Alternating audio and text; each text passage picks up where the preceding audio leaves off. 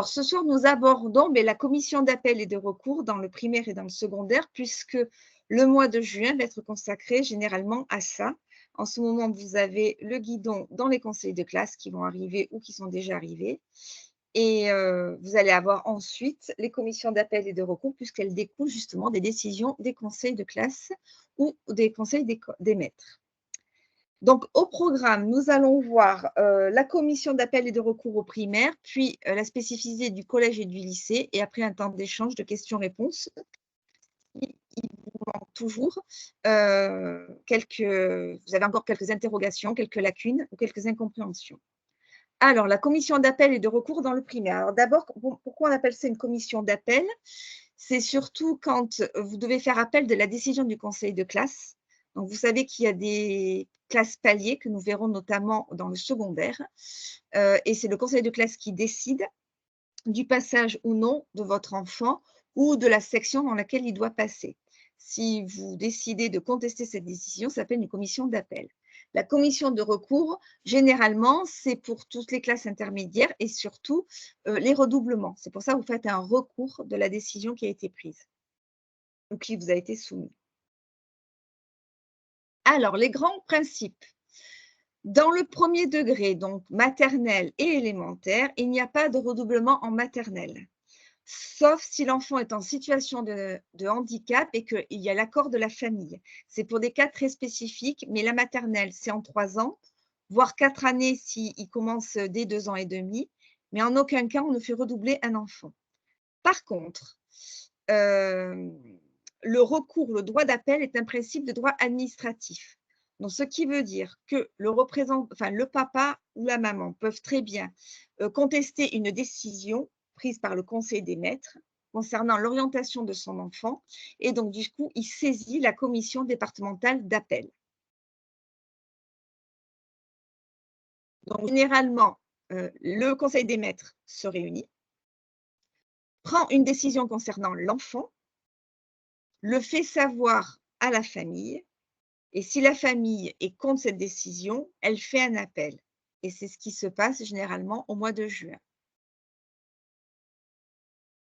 Donc, le conseil des maîtres, il a 3 solutions, j'ai envie de vous dire. Soit classe supérieure, donc ça, c'est le passage comme on l'entend et comme on l'a tous vécu. Soit saut de classe, c'est-à-dire si l'enfant est en avance ou a de grandes facilités dans les apprentissages. Ça aussi, c'est soumis à décision du conseil des maîtres, soit un redoublement. Attention, je me permets de vous dire, le redoublement n'est possible qu'une fois en élémentaire. On peut le demander une deuxième fois effectivement pour les élèves qui sont en situation de handicap et qu'il faudrait maintenir en école élémentaire parce que le collège n'est pas adapté ou tout simplement parce qu'il n'y a pas de classe, c'est-à-dire de SECPA, d'ULIS ou d'IME qui peuvent l'accueillir. Donc, la règle du redoublement, c'est une seule fois à l'école élémentaire. Ça peut être une deuxième fois avec décision des parents et surtout pour des cas bien particuliers d'enfants à besoins spécifiques.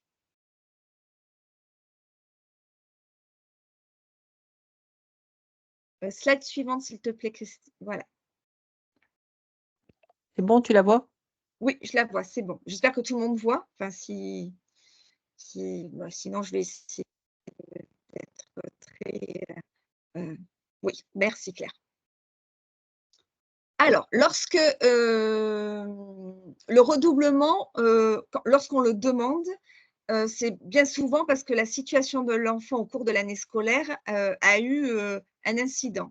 Alors, ça peut être une maladie de l'enfant ou de ses parents. Ça peut être un décès aussi d'un frère, d'un parent, qui a fait que ça a mis sa scolarité un peu entre parenthèses et que donc, du coup, il serait bien qu'il refasse une année pour justement reprendre là où il s'en est arrêté en fin de compte et lui laisser le temps, en fin de compte, de reprendre un peu son souffle.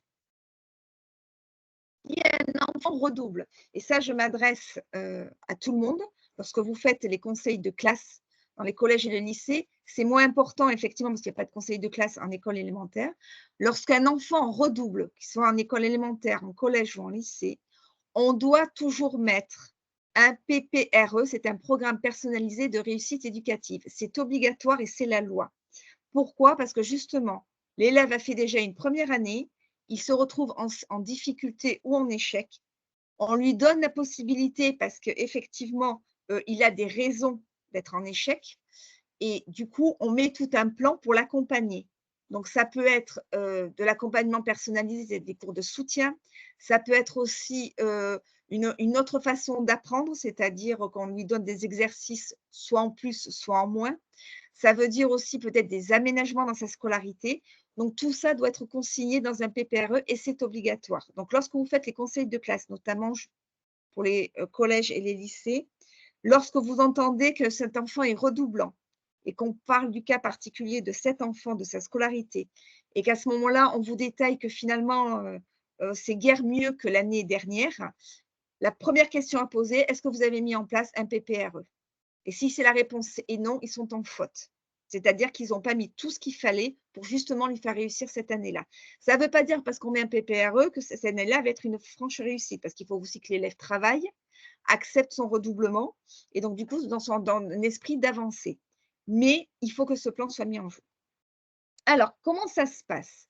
Généralement, le conseil des maîtres se réunit, décide, du passage ou du redoublement de votre enfant ou à la rigueur du saut de classe de votre enfant et vous le notifie. Donc généralement, c'est une fiche navette. C'est notifié par écrit. Lorsque vous avez connaissance de cette notification, puisque vous devez la signer, soit vous l'acceptez, à ce moment-là, on s'arrête là, soit à ce moment-là, vous êtes en désaccord. Donc, vous contestez, donc il y a une petite cage à cocher, vous contestez. De temps en temps, les directeurs ou les directrices d'école reçoivent la famille pour dialoguer justement, avoir cet accompagnement pour comprendre pourquoi est le désaccord et pourquoi le conseil des maîtres va à l'encontre du désir de la famille. Et si, en fin de compte, il n'y a pas de changement d'avis, c'est-à-dire que les parents restent sur le fait qu'ils veulent faire appel, à ce moment-là, ils font appel, donc ils cochent, ils remplissent une demande, ils la signent, que la directrice transmettra au service. Donc, la commission d'appel, on peut la saisir que 15 jours après la décision du conseil des maîtres. Donc, c'est pour ça que tout est codifié, qu'il y a des dates, qu'il y a des tampons, qu'il y a des signatures des deux parties, justement pour s'assurer que tout le monde a bien pris et acté à telle date la décision et donc du coup, quel est son choix après ultérieur.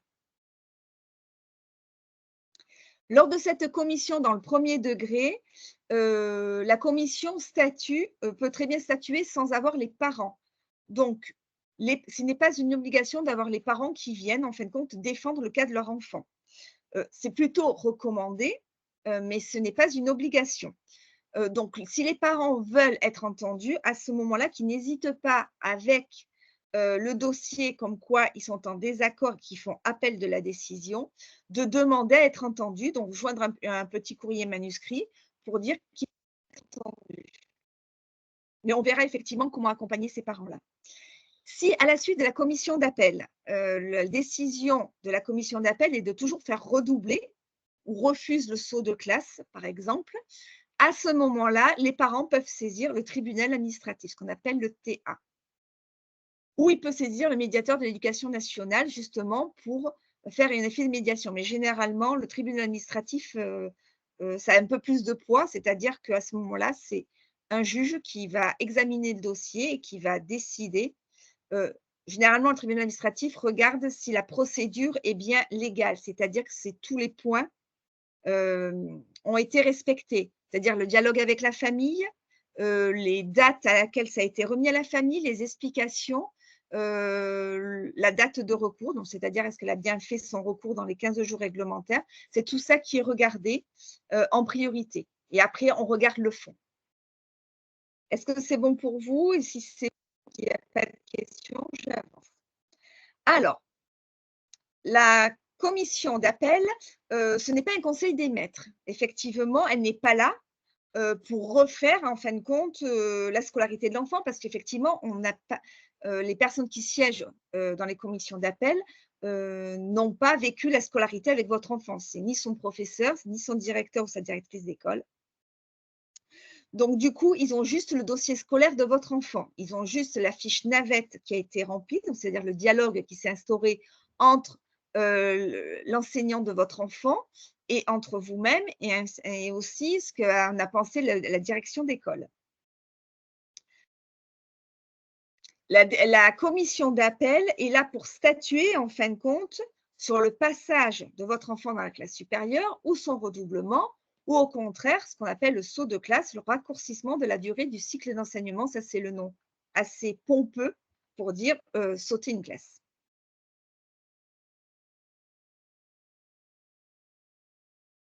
Alors, la composition de cette commission, je vous le rappelle, c'est une composition totalement neutre, justement, pour qu'elle soit objective au vu des éléments qu'on va lui présenter. 14 membres. Elle est présidée par le DAZEN. Alors, c'est le directeur académique des services de l'éducation nationale de votre département, qu'on appelle bien souvent inspecteur d'académie, ou son représentant. Vous vous doutez bien que généralement, des commissions d'appel sur votre département, elles ont lieu une journée, des fois sur 2, des fois sur 3, parfois sur une semaine entière, selon le nombre de demandes d'appel qu'il y a.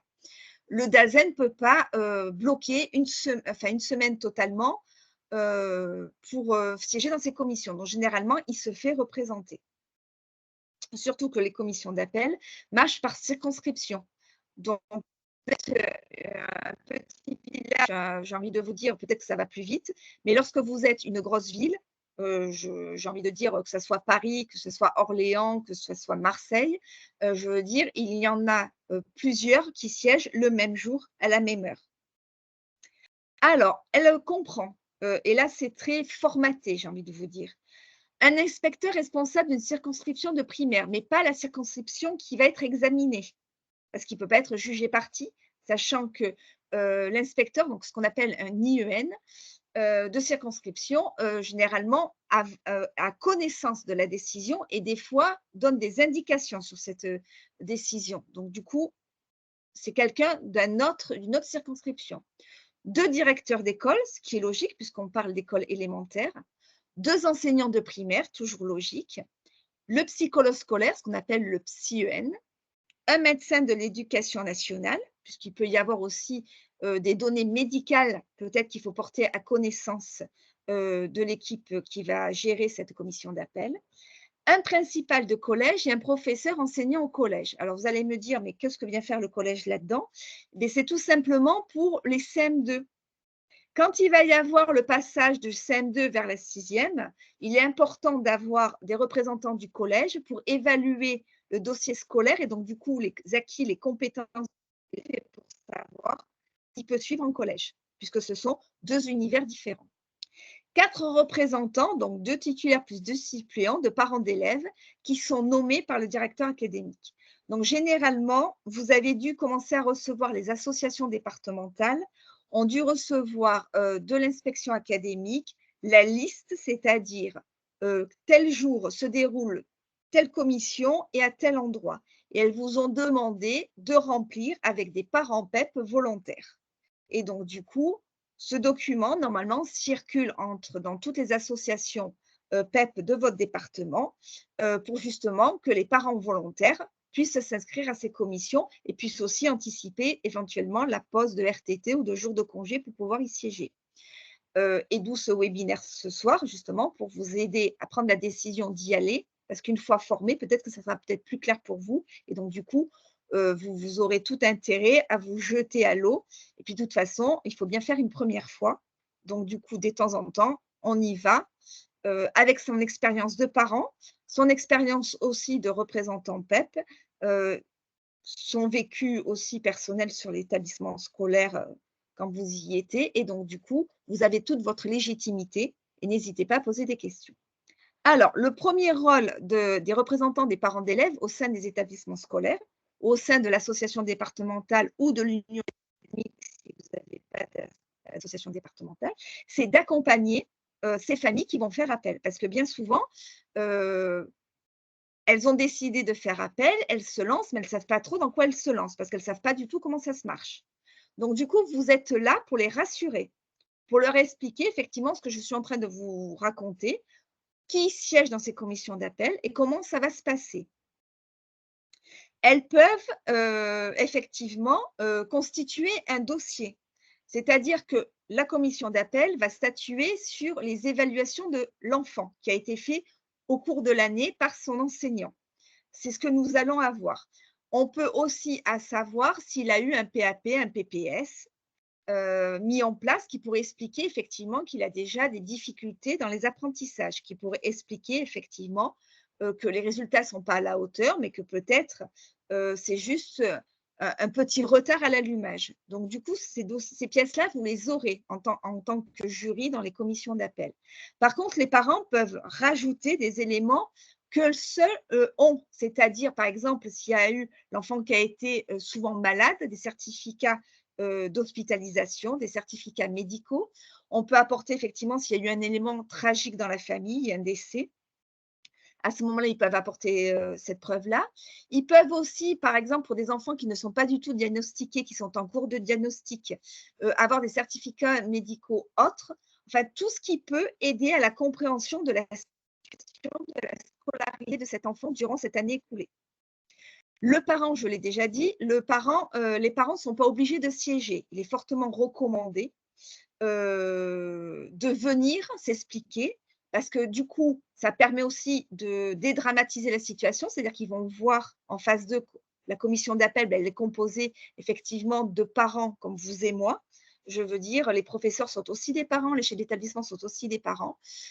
On est là pour les écouter dans la bienveillance et donc du coup, prendre notre temps aussi parce que des fois les situations peuvent être complexes et difficiles. Voilà, mais de temps en temps, il se peut que le parent demande à être accompagné, c'est-à-dire avoir un représentant des parents d'élèves à ses côtés. Donc ça veut dire qu'il y aura des représentants des parents d'élèves qui siègent dans la commission, qui eux vont statuer, mais vous pouvez très bien accompagner un parent. Donc à ce moment-là, vous ne siégez pas dans la commission, mais vous faites, en fin de compte, vous servez un peu de béquille à ce parent-là, de façon à ce que si à un moment donné, il est un peu angoissé, il est un peu stressé, vous puissiez prendre la relève pour expliquer le cas au mieux pour défendre le dossier de son enfant. Est-ce qu'il y a des questions sur cette partie-là ou je continue? Tu veux faire les questions maintenant ou tout à la fin? Et Parce que en là, il n'y fin a de pas de compte, questions, hein, pour l'instant. oui, Il y en a bon, qui alors au fur et on à prendra mesure, tout on à la verra parce fin. que je pense que peut-être que les parents poseront les questions quand ils auront une problématique sur une slide particulière. On verra, donc je continue à avancer. Votre rôle, donc du coup, c'est les préparer à cet entretien. Donc, on vérifie avec eux les arguments qu'ils veulent mettre en avant, tout ce qui peut être utile justement pour défendre le dossier de cet enfant-là, et on évite aussi les phrases habituelles. Il va se mettre à travailler cet été, on va le faire travailler, vous inquiétez pas, ça se passera mieux l'année prochaine, mettons si vous souhaitez à tout prix qu'il passe dans le niveau supérieur, ça sera mieux l'année prochaine parce que je serai plus disponible pour l'aider, tout ça. Non, il faut vraiment des choses assez concrètes pour justement que ça soit le plus, je veux dire, c'est pas vérifié, c'est le plus utile justement à faire avancer la cause de votre enfant, de l'enfant qui est en face. Donc du coup, je l'ai marqué, mais des fois on peut le voir. On évite de dire que les résultats scolaires de l'enfant ne sont pas très bons, parce que l'ambiance de classe n'était pas terrible, qu'il y avait beaucoup de bavardage. Non, parce qu'on s'intéresse au cas particulier de l'enfant et pas au cas de la classe. Donc, en fin de compte, on veut savoir comment l'enfant s'en est sorti cette année. Alors, on peut expliquer très bien que l'enfant est très sensible au bavardage, au bruit, et que donc, du coup, c'est pénible pour lui de se concentrer. Ça, on peut le dire. Mais on ne rejette pas la faute, si vous voulez, sur l'ensemble de la classe, les camarades de classe. Pareil, je sais que c'est peut-être compliqué pour certains parents pour l'avoir déjà vécu. Fondre en larmes et supplier, ce n'est jamais une bonne solution et ça met tout le monde très mal à l'aise. Voilà. Donc, mais on sait que des fois, la pression d'aller devant, parce que ça fait comme un jury, c'est très angoissant pour un parent. Il y a de l'affect parce qu'on défend son enfant et qu'on a l'impression que si on échoue à le défendre parce qu'on n'obtient pas ce qu'on veut, on est un mauvais parent. Donc ça, il faut les rassurer. On ne juge pas la façon dont ils ont éduqué leur enfant. on juge juste à l'instant T où en est l'enfant dans ses apprentissages et dans ses compétences. Voilà. Donc du coup, je vous ai listé toute une série de petites questions que vous pouvez soumettre aux parents pour leur dire: «C'est ça qu'il faut mettre en avant». Selon ce qu'ils vont vous répondre, vous dites: «Beh, mettez ça en avant, mettez ça en avant», de façon à construire avec eux un argumentaire pour être présent le jour J. Donc, est-ce qu'il a eu des ennuis de santé? Est-ce qu'il y a eu un événement ou une épreuve dans la famille? Bon, séparation, décès, naissance, expliquer ces résultats. Est-ce qu'il y a eu à un moment donné une progression? Parce qu'on pourrait très bien montrer qu'effectivement, à un moment donné, il a bien progressé, puis après ça s'est arrêté pour X ou Y raison. Voilà, ou peut-être qu'il a besoin à ce moment-là, d'appui. Donc ça peut être de l'accompagnement personnalisé ou ça peut être aussi tout simplement un diagnostic qui manque à faire ou une prise en charge extérieure médicale, orthophoniste, ergothérapeute, des choses comme ça qui pourraient l'aider. Voilà. Donc tout ça, ce sont des questions à poser aux parents pour construire l'argumentaire s'ils souhaitent, soit se présenter devant la commission, soit ils peuvent rédiger un courrier et le mettre dans le courrier qui sera lu à l'ensemble du comité.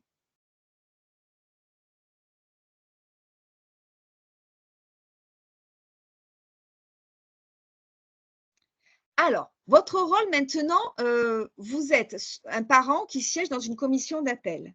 Donc le dossier est constitué, donc par les résultats scolaires de l'enfant, mais aussi par tout ce que les documents qu'a voulu mettre, la famille dedans, va être envoyé, je veux dire, à l'inspection académique et donc du coup, vous le découvrirez le jour J où vous allez siéger. Les parents peuvent le jour J porter, le double en photocopie au cas où s'ils ont envie de s'appuyer sur des documents ou avoir un repère visuel lorsqu'ils vont parler, ça peut toujours, les aider et moins les faire stresser. Voilà. Donc je le répète, il faut bien leur expliquer que ce n'est pas un final, ni un examen, même si la configuration de la salle et la façon dont c'est présenté et 10 personnes en face d'un seul parent, je peux comprendre que ça peut être très angoissant, donc il faut surtout les préparer à ça.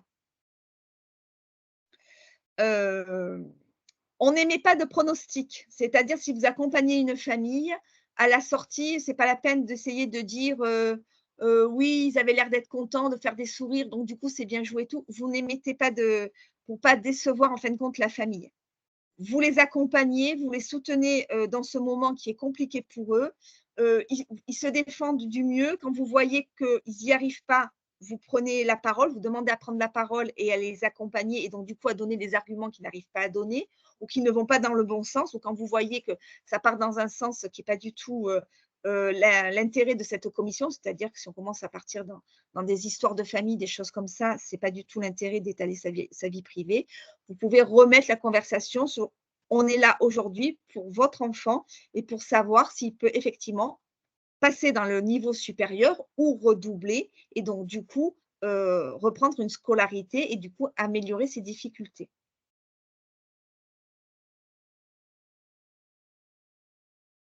Alors la commission, c'est très simple. Donc généralement, vous allez être convoqué à 8 heures, voire 8h30. Vous savez à quelle heure vous êtes convoqué, vous ne savez pas à quelle heure vous allez repartir. Ça dépend du nombre de dossiers. Donc ça, il faut bien se mettre dans la tête.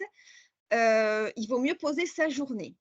Des fois, en appelant la veille l'inspection académique, vous dites que vous siégez dans telle commission, tel endroit, ils peuvent vous dire le nombre de dossiers et vous faire savoir à peu près vers quelle heure ça peut se terminer. Mais des fois, vous savez, on a beau, avec la meilleure volonté du monde, se dire: «On va mettre une demi heure par dossier, on va mettre 20 minutes» et chacun se met des timers. Des fois, selon les situations, on traite de l'humain. Quand vous avez un parent en face qui s'effondre, beh, c'est compliqué de lui dire: «Le temps imparti pour votre enfant est passé, merci, veuillez sortir». Donc le déroulé, beh, vous savez quand vous commencez, vous ne savez pas, quand ça se termine. Vous êtes convoqué à une commission. Dans cette commission, alors j'ai vu qu'il y avait une question parce qu'elle s'est affichée et donc du coup, il y a 2 types, alors si j'ai bien compris, c'est la personne se pose la question, «Je suis jury de commission ou je suis parent accompagnant?» Vous avez 2 rôles. Vous décidez de siéger dans une commission, à ce moment-là, vous êtes jury. Donc ça veut dire que vous allez entendre la famille, vous allez échanger avec les autres membres de la commission et voter la décision. soit vous êtes conseiller de la famille, c'est-à-dire le jour J, vous accompagnez physiquement la famille, vous êtes à ses côtés, c'est-à-dire que quand elle va rentrer dans la salle, vous allez rentrer avec elle, vous allez vous asseoir à ses côtés, et là, vous allez avoir un rôle de conseiller, de médiateur, j'ai envie de dire, pour vous assurer que les parents puissent dire tout ce qu'ils ont à dire et qu'ils défendent au mieux leur enfant. Voilà, ils ont besoin d'une béquille, vous êtes là pour la béquille. Donc, il y a deux rôles en tant que association de parents d'élèves PEP, vous avez deux rôles. Soit vous accompagnez les familles, soit vous êtes jury dans la commission. Mais on ne peut pas accompagner la famille, c'est-à-dire être assis à côté de la famille, et une fois qu'ils sont sortis, revenir à votre place pour prendre à être jury. Non, c'est deux personnes différentes. Est-ce que j'ai répondu à la question? Parce que comme je ne la vois pas. Voilà, alors c'est bon, j'ai répondu à la question. Donc, vous arrivez le jour J et généralement, il se peut que vous ayez dans une commission dans tel établissement et différentes sous-commissions, c'est-à-dire différentes salles où il y aura différents jurys. Donc, on a vu qu'un jury est composé de 10 personnes. Ça veut dire que s'il y a 3 sous-commissions, donc tel jour à telle heure, dans cet établissement, il y a 3 sous-commissions, donc il y a 3 fois 10 personnes. Voilà. Et ça, c'est en fonction du nombre des dossiers. Plus il y a de dossiers, plus on fait des sous-commissions pour essayer de tenir cette commission sur une seule journée. Mais du coup, il faut plus de personnes, il en faut 30 au lieu de 10. La première chose que l'on fait, c'est examiner les dossiers. Parce que si le dossier n'est pas complet, s'il manque des documents, pas de signature, pas de tampon, c'est-à-dire que la décision du Conseil des maires n'a pas été donnée dans les délais aux parents. Donc, du coup, il n'en a pas eu connaissance, lui. Pour savoir s'il en a eu connaissance, tout simplement, il y a la date à laquelle il a eu connaissance du document et à laquelle il a signé. Voilà, donc tout ça, ce sont des vices de forme. Donc, automatiquement, le président de la commission décide, comme c'est un vice de forme, ça ne sert à rien de le traiter. Et donc, de ce fait, on accepte ce que demande la famille. Même si ce n'est pas dans l'intérêt de l'enfant, tant pis. On part du principe que le directeur d'école qui, lui, monte les dossiers d'appel doit vérifier que tout a été fait dans les règles. Donc, un vice de forme, c'est-à-dire un document qui manque, une signature, un tampon qui manque, et bien à ce moment-là, on accepte la décision de la famille, c'est-à-dire on prend ce qu'il demande. Généralement, si la famille est présente, parce que comme je vous ai dit, dans le premier degré, la famille, ce n'est pas obligatoirement présent. Si la famille est présente, c'est-à-dire qu'en amont, on s'aperçoit qu'il y a un vice de forme, le président le signale. Mais comme la famille a fait l'effort de se déplacer, on ne lui dit rien, on la reçoit, comme si rien n'était.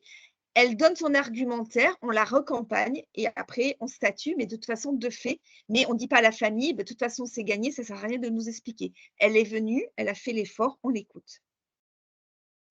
Si de vice de forme, le dossier complet, à ce moment-là, effectivement, on fait rentrer la famille qui donne ses arguments. Et une fois qu'elle a fini, la famille sort, rentre chez elle et la commission, le jury, vote en son âme et conscience. Donc, tout le monde a une voix. Voilà, donc c'est généralement à main levée. Voilà, donc soit on est tous unanimes et ça porte pas de caution, et il y a certains dossiers, effectivement, où il y a un peu plus de débat. Mais j'ai envie de vous dire, c'est à votre âme et conscience en fonction des éléments qu'on vous a montrés et de ce que la famille a pu vous dire ou vous écrire.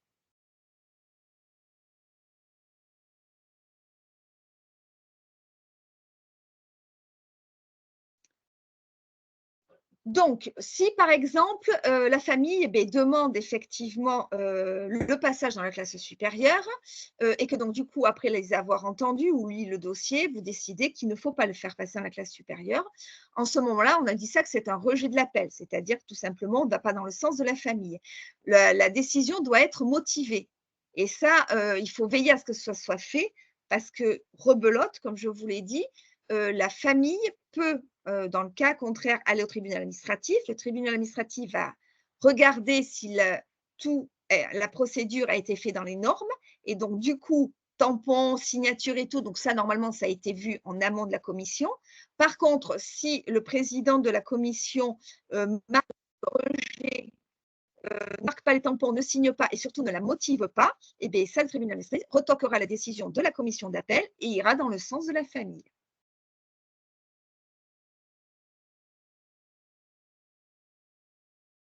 Alors, je vous ai marqué la loi qui qui encadre justement cette décision de la commission d'appel et justement le fait qu'elle doit être motivée. Et donc du coup, je vous ai marqué aussi, quelques phrases, en fin de compte, qui sont des extraits, qui sont des jurisprudences, voilà, je cherchais le mot, en fin de compte, de ce qu'on ne doit pas mettre. C'est-à-dire qu'on doit toujours, juger et mettre et motiver dans le sens des connaissances, des capacités de l'enfant et de son intérêt. Voilà, et pas en référence à des comportements sociaux, à des références de travail qu'il ne convient ou pas de fournir ou que des perspectives qu'il ne pourra pas réussir l'année prochaine. Non, en fin de compte, c'est le niveau scolaire de l'enfant actuellement ne permet pas de poursuivre dans le niveau supérieur. Ce sont des choses comme ça qu'il faut qu'il soit écrit. Donc, normalement, le président, dans sa rédaction, demande, voilà, je vais mettre ça et on dit oui, on dit non. Donc, n'hésitez pas, si la formulation est maladroite, de demander une formulation plus typée qui se recentre sur les compétences et les apprentissages de l'élève et non sur un hypothétique avenir de l'élève ou tout simplement le résultat fourni cette année est insuffisant parce que ça sera retoqué au tribunal administratif. Sauf si vous voulez que l'élève, à ce moment-là, la famille gagne et donc du coup, ne dites rien. Mais bon, il faut aller dans le sens, moi je le redis, il faut aller dans le sens de l'enfant. Ce qu'il faut regarder avant tout, vous, quand vous siégez dans une commission d'appel, peu importe que ça soit au primaire, au collège ou au lycée, c'est l'intérêt de l'enfant. Est-ce que c'est dans son intérêt de le laisser passer? Est-ce que c'est dans son intérêt de lui laisser sauter une classe? Est-ce que c'est dans son intérêt de le faire redoubler?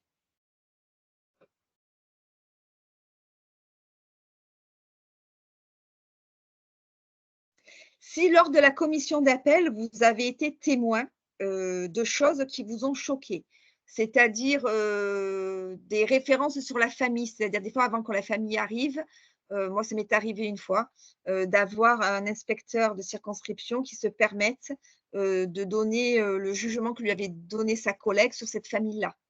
Oui, beh, c'est un peu des casse-pieds, ils ont tendance à toujours râler sur tout et sur rien.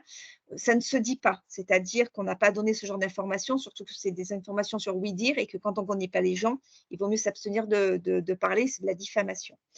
Hem, Si vous trouvez qu'on n'a pas laissé, mettons, à la famille s'il y a des pièces de dossier qui ont été mises de côté, voilà, n'hésitez pas à le signaler pour que ce soit marqué sur le procès-verbal de fin de commission, parce que vous allez signer une feuille. Et si on ne vous laisse pas le marquer, n'hésitez pas à faire un courrier à l'inspection académique pour relater ce qui s'est passé. Alors, je vous ai marqué, ça c'est en tant que représentant des parents, voilà, les droits les devoirs, parce qu'on a des droits et on a des devoirs.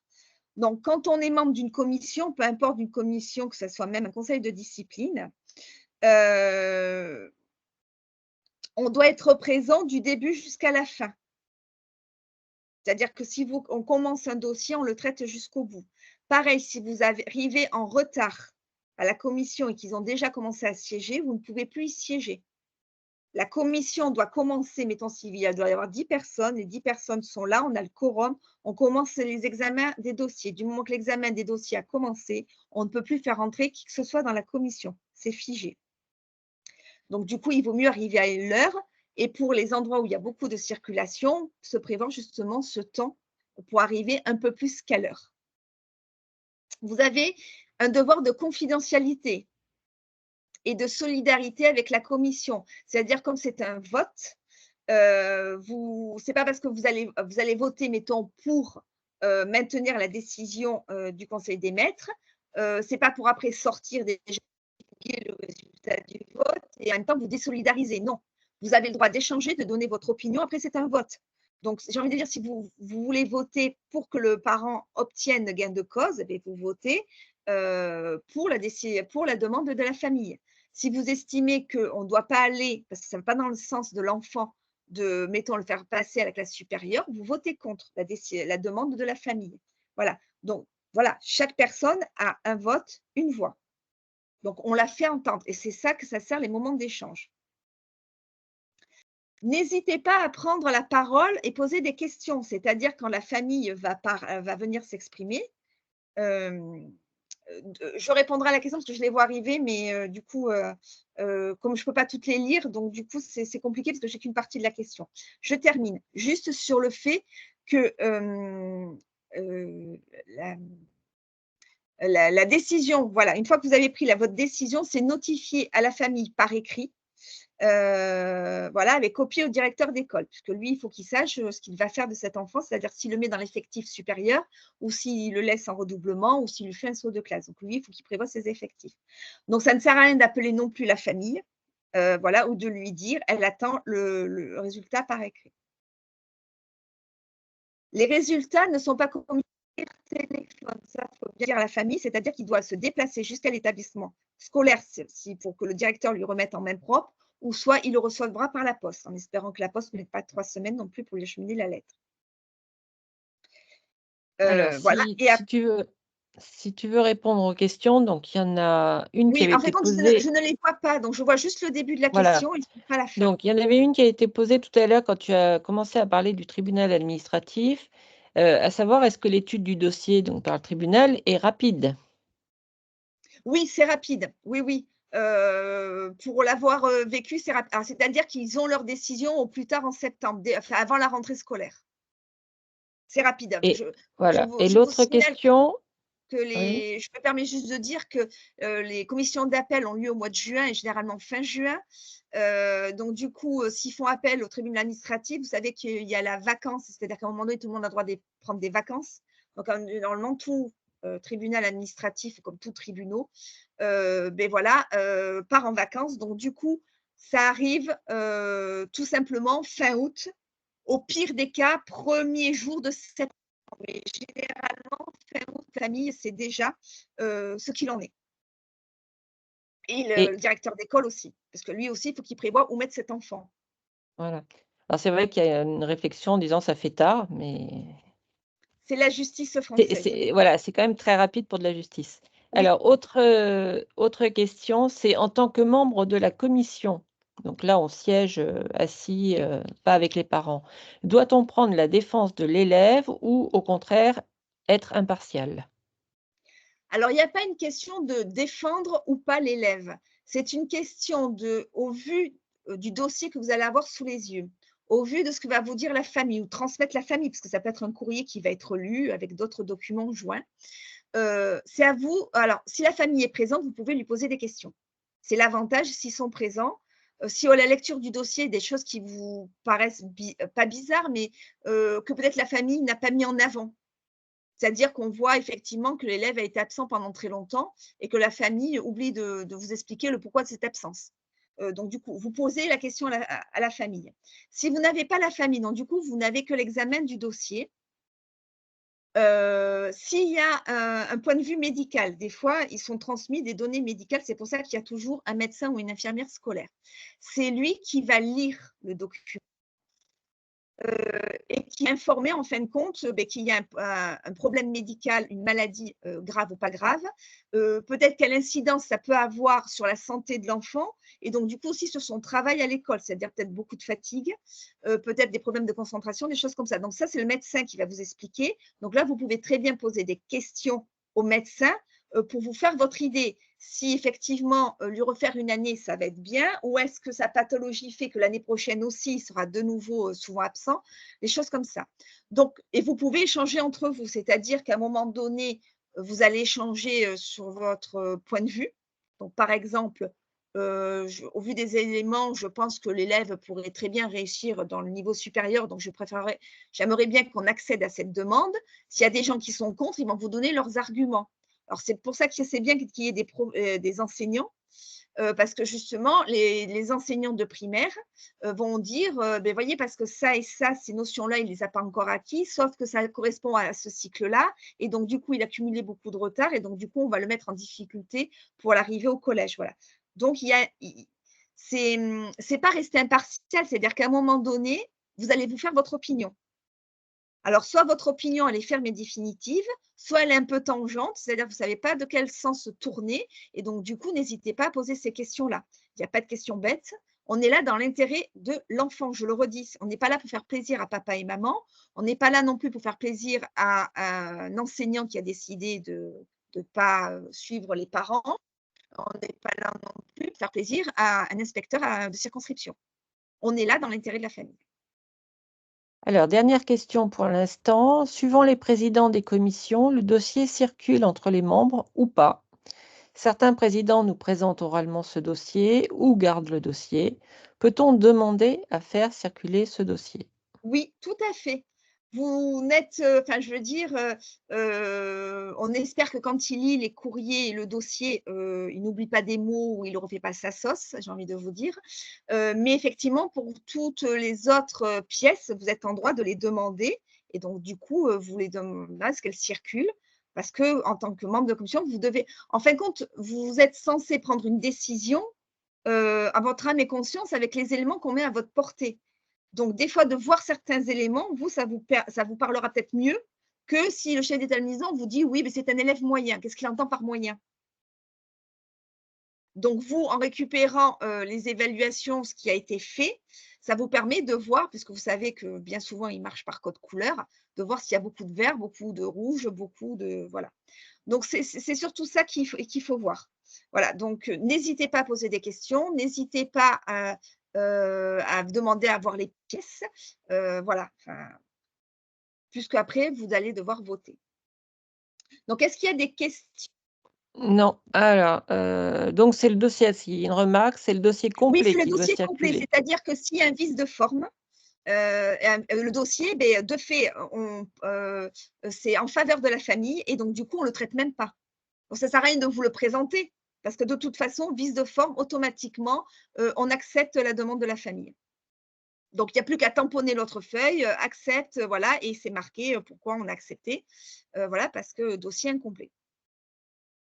Voilà, tu peux continuer. Ah, par contre, est-ce qu'on a une vision sur le niveau de la classe? Non, parce qu'on juge l'élève. Et je me permets de vous rappeler, alors jusqu'à aujourd'hui, hein, parce que bon, vous savez, on est dans plein de réformes, des choses comme ça marche par cycle. Donc on part du principe qu'un élève a 3 ans pour acquérir, certaines compétences, et certains niveaux. Par exemple, l'apprentissage de la lecture, ça se fait, la grande section de maternelle, CP, CE1. Donc dire si un CP ne sait pas lire, normalement, c'est pas grave parce qu'il va continuer son apprentissage en C1. Par contre, si en fin de C1, il ne sait pas lire, là, il va falloir se poser la question. Voilà. Donc, comme ça marche par cycle, ça n'a aucun intérêt de vous donner la classe comment elle est, parce que chaque enfant avance à son rythme. Donc, il y en a qui vont avoir ces notions-là dès la première année, il y en a qui vont mettre 2 ans, il y en a qui vont mettre 3 ans. Donc, en fin de compte, c'est juste l'enfant. Donc, c'est pour ça qu'on ne parle pas du niveau de la classe. Alors, autre remarque, les éléments médicaux ne tournent Oui, pas, ils sont lus non, ils uniquement sont par le lus médecin uniquement scolaire par le médecin ou l'infirmière ou scolaire qui l'infirmière. est présent. Voilà. Et si des fois, il peut y avoir une assistante sociale. Alors ça, en école élémentaire, on le voit un peu plus souvent dans les commissions qu'on va aborder du secondaire. S'il y a des éléments socio-économiques, c'est l'assistante sociale. C'est-à-dire parce que la famille est en précarité ou parce qu'il y a des difficultés bien spécifiques. À ce moment-là, c'est un courrier qui est adressé à l'assistante sociale qui le lit et qui fait un résumé pour dire que il y a une précarité économique qui entraîne une détresse sociale et que donc du coup l'élève n'est pas dans des conditions optimales pour travailler, n'a pas forcément le temps de faire ses devoirs le soir, enfin voilà, des tas de choses qui s'expliquent comme ça. Donc quand c'est des pièces, elles sont scellées et c'est les personnes concernées qui doivent les lire, qui les lisent et qui vous font un résumé. On n'a pas tous les tenants et les aboutissants. Voilà. Mais c'est comme ça. Donc c'est pour ça, voilà. Alors, tu vas répéter parce que est-ce que la décision envoyée aux parents est justifiée? Oui, je l'ai dit, c'est la loi. Mmh. Toute décision de la commission d'appel, le motif, que ça soit un rejet ou une acceptation de la demande des parents, doit être justifié. C'est la loi. Et pas justifié par il n'y arrivera pas l'année prochaine, son travail est insuffisant pour qu'il passe. Non, c'est ses compétences ne sont pas assez acquises, ne sont pas assez stables pour qu'il puisse poursuivre l'année suivante. Voilà, c'est des choses objectives sur son travail, sur ses compétences, sur sa scolarité. On va te laisser continuer et on répondra à la nouvelle question de Claire à la fin. Très Je bien. n'y vois pas Donc là, d'inconvénient. nous allons passer sur les commissions d'appel et de recours dans le secondaire, donc au collège et au lycée, parce que vous allez voir, c'est différent, mais c'est un peu le même principe. Donc, je vous ai dit en introduction qu'il y a certaines classes qui qu'on appelle des paliers de l'orientation, c'est-à-dire que c'est le conseil de classe qui décide. Donc, les familles émettent des vœux, font des souhaits, et c'est le conseil de classe qui décide si on dit oui aux vœux de la famille ou si on leur dit non. Alors, ces deux paliers sont la classe de troisième, qui permet d'aller en seconde générale et technologique, donc on appelle son petit nom la seconde GT, soit d'aller en voie professionnelle, donc bac pro ou CAP, ou soit un redoublement. Ce sont les possibilités en fin de troisième. Et le second palier, c'est en classe de seconde. Donc là, à ce moment-là, l'enfant peut demander soit une voie générale, soit une voie technologique, soit une voie professionnelle, soit un redoublement. Par contre, j'attire votre attention sur les textes de loi qui sont très. Alors, je vous ai mis les articles à chaque fois du Code de l'éducation, donc vous pourrez aller les rechercher. Le conseil de classe statue sur les voies, donc générales, technologiques, professionnelles, mais en aucun cas sur les choix des spécialités ou les filières pour ce qui est la voie technologique ou professionnelle. Je m'explique. Un enfant est en seconde, il a juste 11 de moyenne générale et le conseil de classe décide que la famille demande voie générale et le conseil de classe dit voie générale à 11, ça va être difficile. D'autant plus qu'il a demandé spécialité mathématiques, physique, chimie, SVT parce que c'est un grand scientifique et qu'on s'aperçoit qu'il a 4 en mathématiques. Donc, le conseil de classe dit non à la voie générale et suggère à ce moment-là aux parents la voie technologique. OK pour la voie technologique. Là, il y a erreur. C'est-à-dire que si ce n'est pas explicitement marqué comme ça, parce qu'ils le savent, ils ne sont pas bêtes, donc ils ne vont pas le marquer comme ça, ils vont refuser la voie générale et dire OK pour la voie technologique. Le parent va recevoir la décision, ne va pas comprendre parce que lui, il veut à tout prix que son enfant aille en voie générale. Du coup, va être reçu par le chef d'établissement. J'anticipe un peu sur la suite. Voilà, il y a eu un dialogue. Finalement, le chef d'établissement maintient le conseil de classe et on arrive à la commission d'appel. Lors de la commission d'appel, si le professeur principal vient nous dire que le refus de la voie générale à 11 de moyenne générale, c'est tout simplement parce qu'il a choisi la spécialité mathématique et avec 4 de moyenne, ça ne va pas être possible. Là, de suite, on bloque, c'est-à-dire vous n'aviez pas à statuer sur le choix des spécialités. Donc, du coup, c'est une erreur du conseil de classe. Et donc, du coup, ça va dans le sens de la famille. Il a 11, c'est un niveau acceptable pour aller en première générale. Le choix des filières étant du choix de la famille, effectivement, ce n'est pas judicieux de prendre spécialité mathématique avec 4 de moyenne, mais si l'élève a envie d'aller dans le mur, eh bien, il se prendra le mur. Ce sera le choix de la famille, voilà, et ce sera à eux d'assumer les conséquences. Voilà. Donc, j'insiste sur ça parce que ça, on le voit souvent quand on dialogue avec le professeur principal, qu'on comprend qu'en fin de compte, c'est tout simplement parce qu'il y avait un choix d'orientation, soit par les spécialités, soit dans le bac technologique qui ne leur convenait pas. Les autres commissions recours, donc du coup, c'est pour la classe de première, donc soit pour passer en terminale, soit une réorientation parce qu'il était en voie générale, il préfère aller en voie technologique, soit un redoublement. Et 6e, 5e et 4e, c'est soit pour passer au niveau supérieur, soit c'est pour demander le redoublement. Donc là, c'est vraiment les possibilités qui sont offertes dans ces classes-là aux familles. Donc là, je pense qu'il n'y a rien de nouveau sur le cocotier et je pense que pour ça, tout le monde est OK. Parce qu'il n'y a pas eu de grande réforme, donc il y a toujours 6e, 5e, 4e, voilà, et première. Que dit le Code de l'éducation? Donc là, on est purement dans l'aspect de la loi. Lorsque les propositions ne sont pas conformes à la demande, c'est le chef de famille, le chef d'établissement ou son représentant qui reçoit l'élève et ses parents pour informer effectivement que le conseil de classe a décidé d'aller contre son premier vœu et donc du coup valide son deuxième vœu. Donc du coup, à ce moment-là, le chef d'établissement fait un dialogue avec les familles, essaye de comprendre pourquoi la famille veut à tout prix se passer soit en voie générale, soit en voie technologique. Pourquoi ce choix de filière spécifiquement, voilà, pourquoi il veut à tout prix faire ça. Voilà. Et le chef d'établissement représente le conseil de classe, donc du coup argumente avec ce qui a été dit en conseil de classe. soit au bout à la fin de cette discussion, les 2 parties se mettent d'accord. Donc les parents peuvent très bien finalement accepter la décision du conseil de classe. Le chef d'établissement peut très bien casser la décision du conseil de classe. Et à ce moment-là, tout le monde je veux dire, on signe la feuille, on est tous d'accord et voilà, ça s'arrête là. Soit le chef d'établissement, donc le principal ou le proviseur, décide de maintenir la décision du conseil de classe et à ce moment-là, la famille fait ce qu'on appelle, donc signe pour aller en commission d'appel.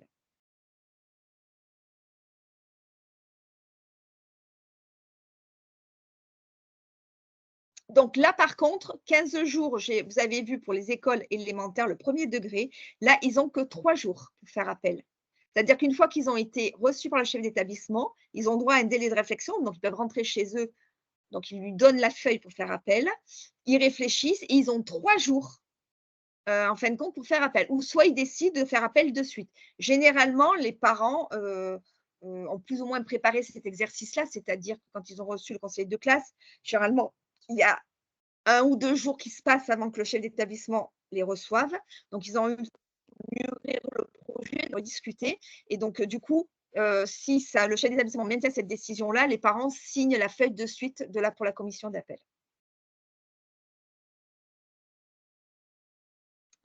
Donc, je vous ai résumé, en gros, comment ça se passe, que je viens de vous expliquer.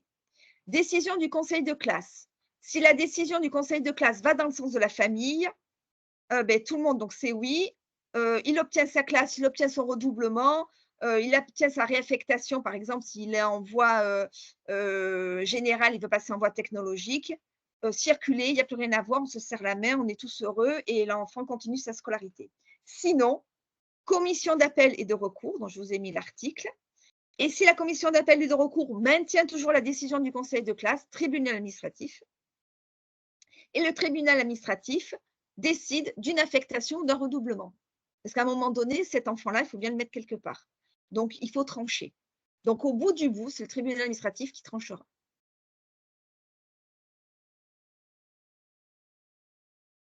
Alors, comme dans les commissions d'appel du premier degré, en tant que représentant des parents d'élèves, vous avez aussi un rôle d'accompagner et d'informer les familles. Donc, la première chose, effectivement, lorsqu'une famille doit se rendre à un rendez-vous avec le chef d'établissement pour discuter justement de ce différend, vous pouvez les préparer en leur expliquant, effectivement, c'est la loi, le chef d'établissement les reçoit et contre-argument, ils vont discuter. Et discuter de quoi? Du projet de l'élève. C'est-à-dire, le but, c'est de comprendre. Il en est arrivé là, ses résultats scolaires sont là, donc ça, c'est objectif. Il peut y avoir des explications à un parcours chaotique ou à des notes qui ne sont pas, je veux dire, assez fortes pour justement se dire que le passage dans la classe supérieure va de soi. Et donc, du coup, on essaye de trouver vers quoi veut aller l'élève. Est-ce qu'il a un projet professionnel? Est-ce qu'il a un projet d'études? Voilà, qu'est-ce qu'il aimerait faire? Voilà, quelle est sa capacité de travail? Et voilà. Et donc, du coup, chacun va dans ses arguments. Une fois que chacun a énoncé ses arguments, tout simplement, le chef d'établissement statue. Soit il va dans le sens de la famille, donc c'est-à-dire qu'il casse la décision du conseil de classe, soit il maintient la décision du conseil de classe et à ce moment-là, il va contre la famille. Voilà. Donc, je vous ai remonté, effectivement, toujours les mêmes arguments, problème de santé de l'élève, des difficultés familiales, l'absence de professeurs aussi dans certaines matières qui auraient pu pénaliser justement ses apprentissages, ou aussi le manque d'évaluation. Si vous n'avez qu'une seule note, qui fait du coup une moyenne, ça peut être compliqué d'évaluer un élève sur une seule note. Voilà. Donc, tout ça, c'est des petits conseils que vous pouvez donner à la famille pour préparer ce rendez-vous avec le chef d'établissement. Et puis finalement, on est dans le cas où c'est non, hein, parce que sinon, mon webinaire arrêterait là. Donc la composition de la commission d'appel, donc du coup, le parent décide d'aller en appel et vous avez décidé de devenir jury de commission d'appel dans le secondaire. Alors, toujours présidé par le DAZEN, puisque ce sont des commissions départementales, ou son représentant, on en revient toujours au même. Le même jour, à la même heure, a lieu différentes commissions dans différentes circonscriptions. Donc, effectivement, il ne peut pas se partager dans toutes. 2 chefs d'établissement, donc ça, c'est Si on est dans du collège, 2 chefs d'établissement de collège. Si c'est dans le lycée, c'est 2 proviseurs. Par contre, il ne préside pas les cas de ses élèves. C'est-à-dire que comme lui, en tant que chef d'établissement, il a certainement dû recevoir des parents qui ont fait aussi appel. Donc, du coup, ils sont vraiment à l'opposé de ces commissions-là parce que justement, il ne peut pas être jugé partie. Un CPE, un PSYEN, 3 professeurs. Les professeurs, c'est pareil. Les professeurs ne peuvent pas siéger dans la circonscription où ils exercent, justement parce qu'ils peuvent tomber sur leurs élèves. Donc, du coup, c'est fait exprès. Par contre, 3 représentants des parents d'élèves, là, les parents d'élèves peuvent très bien siéger et voir des dossiers qui viennent d'établissements où ils siègent en conseil de classe ou en conseil d'administration. Ça, ce n'est pas interdit par la loi. Le médecin scolaire et l'assistante sociale, puisqu'effectivement, il peut y avoir des sujets sensibles et donc, du coup, toutes les données médicales ne peuvent être lues que par le médecin scolaire parce qu'elles sont confidentielles et toutes les données socio-économiques ne peuvent être lues que par l'assistante sociale. Alors, j'ai vu une fois que je suis inscrite dans une commission d'appel et je n'ai pas la suite. On verra peut-être après, non? Tu ne veux pas tout D'accord. faire? Donc, la commission d'appel, c'est 10 membres maximum. Voilà. Et si il manque un chef d'établissement, un CPE, un PSYEN, un professeur, un médecin scolaire ou l'assistante sociale, ces personnes-là sont obligatoires, j'ai envie de vous dire. Donc, s'il manque une de ces personnes, ça fait une voix à la famille. Par contre, s'il manque les représentants des parents d'élèves, eh bien, en fin de compte, on s'en fiche. C'est pour vous dire l'importance qu'on donne aux parents d'élèves. C'est-à-dire que si on est absent, c'est-à-dire les 3 parents d'élèves sont absents, ça ne donne pas 3 voix à la famille. Voilà. Ça fait 3 voix en plus, j'ai envie de dire, si on y siège, on est un plus, mais on ne peut pas être en faveur de la famille en étant en moins. Le déroulement de la commission, c'est un peu le même système que pour le premier degré. Généralement, alors, je le répète, vous êtes convoqué à 9h ou à 9h30, vous savez quand vous commencez, vous ne savez pas quand vous terminez. Donc ça, il faut bien se le mettre en tête. Généralement, c'est quand vous arrivez le matin qu'on vous dit il y a tant de dossiers. Donc, approximativement, on terminera vers telle heure, mais ce n'est pas toujours une vérité. Généralement, la première demi-heure, le président prend la parole pour vous expliquer combien de dossiers, va vous faire, parce qu'il faut remplir des hébergements pour les familles, il faut que vous fassiez aussi votre paye d'émargement. Voilà, donc n'hésitez pas à demander à ce que chacun se présente. Si le tour de table ne se fait pas automatiquement, vous le demandez, vous levez la main. J'aimerais savoir qui est qui. Et donc, du coup, ça vous permet de savoir effectivement qui est en face de vous ou qui est à côté de vous. Le président de séance rappelle aussi toutes les indications qui sont données par l'inspection académique. De façon à ce que tout le monde ait les mêmes règles. Donc, il rappelle le code de l'éducation, il rappelle certaines consignes, certaines jurisprudences, et donc, du coup, notamment tout ce qui est vérification des dossiers, et donc, du coup, vice de forme. Puis, on procède au contrôle des dossiers. Parce que s'il y a un vice de forme d'entrée dans le dossier, j'ai envie de vous dire, ce dossier-là, on le met de côté en sachant que, de toute façon, quoi qu'il arrive, on devra aller dans le sens de la famille. Est-ce qu'il y a des questions sur ça? Non? Donc, on est dans l'examen du dossier. Donc, il a fait son blabla, vous êtes tous présentés, vous vous êtes assis. N'oubliez pas la bouteille d'eau parce que des fois, dans certaines régions, ça peut durer longtemps et il fait chaud. Voilà. Et donc, du coup, on vérifie. On ouvre le dossier, on vérifie les signatures et les tampons à chaque étape de la fiche de dialogue. Je rappelle, les familles au 2e trimestre doivent émettre des vœux. Puis le conseil de classe leur donne des avis. Au 3e trimestre, ils font des vœux définitifs. À ce moment-là, le conseil de classe donne leur avis définitif. Voilà. Et puis, quand ils ont été reçus par le chef d'établissement, là aussi, il y a encore une petite case à remplir et à signer. Et puis, lorsqu'ils font appel, il y a encore une petite case à remplir et à signer. Et puis, tout ça doit être tamponné du tampon de l'établissement scolaire. Donc, c'est très procédural. Donc, du coup, c'est ce qu'on vérifie. Dès qu'il manque quelque chose, le dossier est mis de côté parce que, justement, c'est un vice de forme. Mais n'oublions pas que les familles se sont déplacées. Donc, du coup, on va être obligé de recevoir quand même les familles sans rien leur dire, par respect, par le fait qu'elles sont venues. Et donc, du coup, on les écoute défendre leur enfant. Dans les dossiers, généralement, vous devez avoir au moins les bulletins des 3 trimestres ou des 2 semestres de l'élève. de l'année en cours. On ne remonte pas sa scolarité il y a 30 ans. La fameuse fiche de dialogue, c'est-à-dire pour s'assurer qu'effectivement, ça vous permet de voir les vœux qui ont été faits au deuxième trimestre et les vœux définitifs. Des fois, il y a des petits changements, ce qui montrerait que le professeur principal a rencontré les familles, qu'il y a eu un travail avec l'élève, pour peut-être qu'il fasse des vœux plus cohérents avec ses capacités, ses compétences. Il peut y avoir aussi des courriers d'élèves. Donc ça, vous pouvez, ou des courriers des familles, vous pouvez les lire, et des courriers médicaux ou d'assistante sociale. Et à ce moment-là, on les remet en propre, cachetés, parce que c'est des enveloppes cachetées, aux personnes consignées qui vont les lire et vous en font un résumé. Donc, une fois que le dossier il est conforme et vous avez pris part à sa lecture, vous en prenez connaissance, à ce moment-là, on fait rentrer d'abord le professeur principal et le psy-EN. Donc, le professeur principal est là pour relater les échanges qu'il y a eu lors du conseil de classe et expliquer la décision du conseil de classe. Le psy-EN est obligatoire parce que normalement, quand un enfant a un dossier un peu fragile justement pour passer au cours du deuxième trimestre, comme les parents font des vœux et le conseil des classes émet un avis, quand les avis sont réservés, ça veut dire qu'il faut prendre l'élève et le parent, faire des rendez-vous avec lui pour justement travailler son projet d'orientation parce que entre ce qu'il souhaite et la réalité, du coup, ça va être un peu compliqué. Mais des fois, c'est tout simplement pour lui dire qu'une voie générale, par exemple, peut être compliquée, mais qu'il peut obtenir la même chose en passant par une voie technologique. Voilà. Ingénieur, par exemple, il y a la voie générale avec mathématiques, physique, chimie, voilà, ou sciences numériques, sciences de l'ingénieur, des choses comme ça.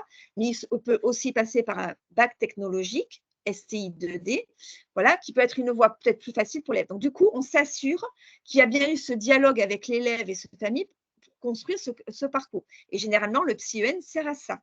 Donc, le psy-EN peut dire, effectivement, j'ai rencontré l'élève, voilà ce que ça a donné. J'ai rencontré aussi la famille, ou au contraire, j'ai vu l'élève malgré mes sollicitations, ou au contraire, je n'ai jamais été sollicitée pour l'élève. Mais ça vous permet de voir comment a été travaillé le projet d'orientation de cet élève.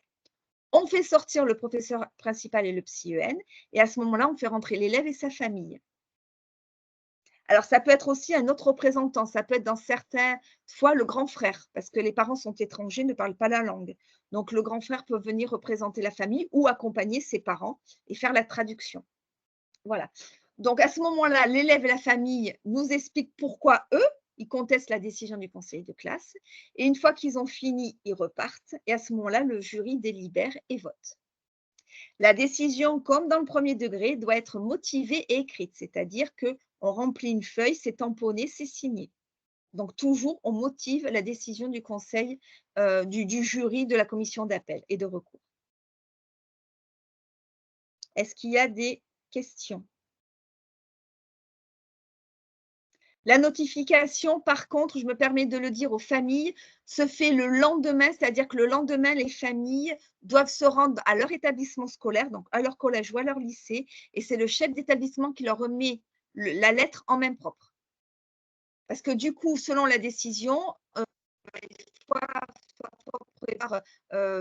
qu'il soit inscrit quelque part, donc il serait son collège d'origine reste son collège. Mais des fois, il y a certains parents qui veulent changer d'établissement. Donc ça, c'est un dialogue avec le chef d'établissement pour savoir si on le réinscrit dans le même établissement scolaire ou si la famille décide de le scolariser ailleurs. Voilà.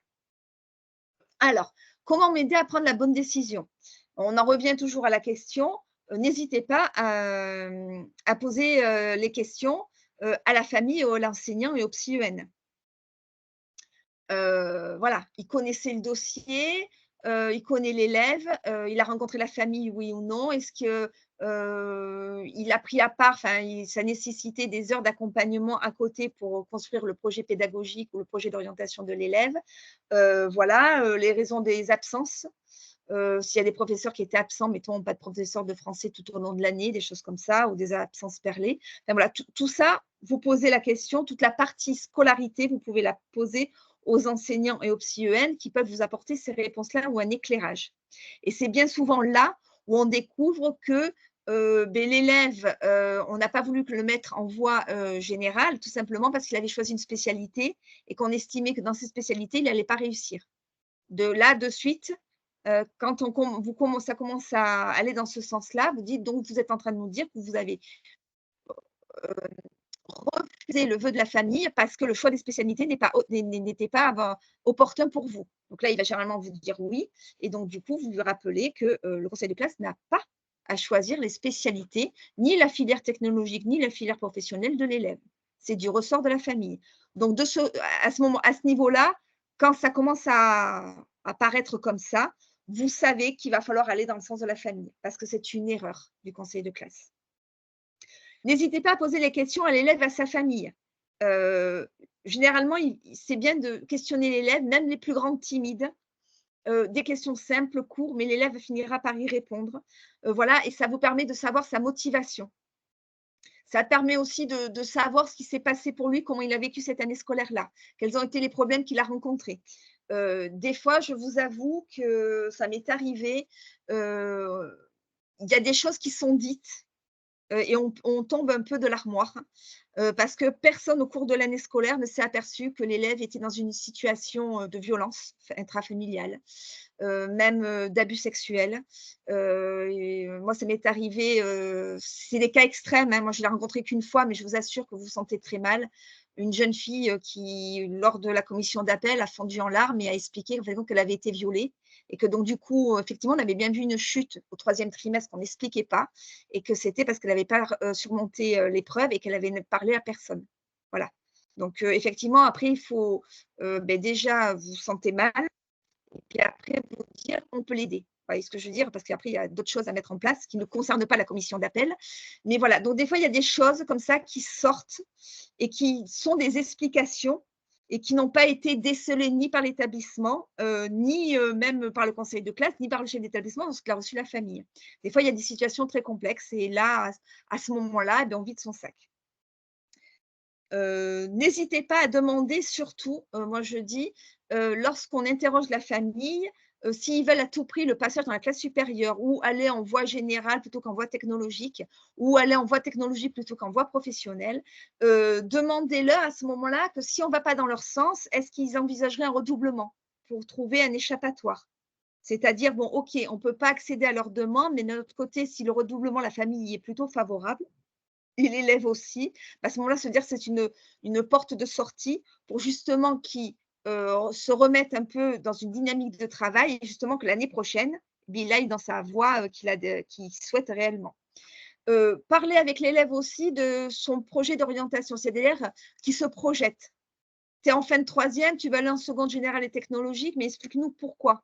C'est pourquoi faire plus tard. Il y a des élèves, des fois, qui ont des vraies idées et des fois, ça vaut le coup voilà, de leur dire qu'il y a d'autres voies possibles parce que ça leur a pas été expliqué ou parce qu'au moment où on leur a expliqué, ils étaient hermétiques à ça et que donc du coup, ça peut vous donner des chances de voir si le projet, d'avenir de l'élève est mature ou au contraire, s'il est très embryonnaire. Lors de la délibération, mais vous avez une voix, pareil, n'hésitez pas à vous exprimer, à poser les bonnes questions. Voilà, entre vous, quand vous n'êtes pas d'accord sur ça, vous dire moi, je pense que si on lui donnait sa chance, il pourrait y arriver parce que finalement, les moyennes ne sont pas si catastrophiques. OK, il est moyen dans tout. Il n'y a pas de tête, des notes de tête, mais bon, il a l'air motivé. Voilà, donc voilà. Par contre, on ne défend pas l'indéfendable. Un élève qui a 7 de moyenne générale et qui demande à passer dans la classe supérieure ou qui demande à intégrer une voie générale, enfin, je veux dire, à un moment donné, c'est pas possible. Voilà, il faut penser, comme je le redis, à la situation de l'élève. C'est l'élève. C'est est-ce que ce qu'on va décider va le mettre dans une situation de réussite ou une situation d'échec? Pareil, vous êtes là, vous, en tant que parent, à gommer une mauvaise impression éventuelle de la famille. Des fois, il y a des familles qui ne savent pas s'exprimer. Des fois, il y a des familles qui emploient un langage un peu familier. Il y a des familles, des fois, qui viennent un peu dans des tenues, ou des élèves hein, qui viennent un peu en tenue plage. Voilà, et donc, du coup, c'est un peu mauvais genre, comme on dit. Et donc, du coup, ça met des a priori aux gens en disant c'est le jour de la commission d'appel, elle aurait pu faire un effort sur sa tenue, ou voilà. À vous de dire non, non, attendez, on juge, voilà, ok, d'accord. elle était habillée en version plage, elle n'a peut-être pas pris trop ça au sérieux, mais ça ne fait rien. Là, on est là pour juger, parce qu'elle a quand même donné des bonnes réponses. On voit qu'elle a bien construit son projet d'orientation, il y a quelque chose derrière, et donc du coup, c'est ça qu'on regarde. Voilà. Est-ce qu'il y a des questions ou je continue?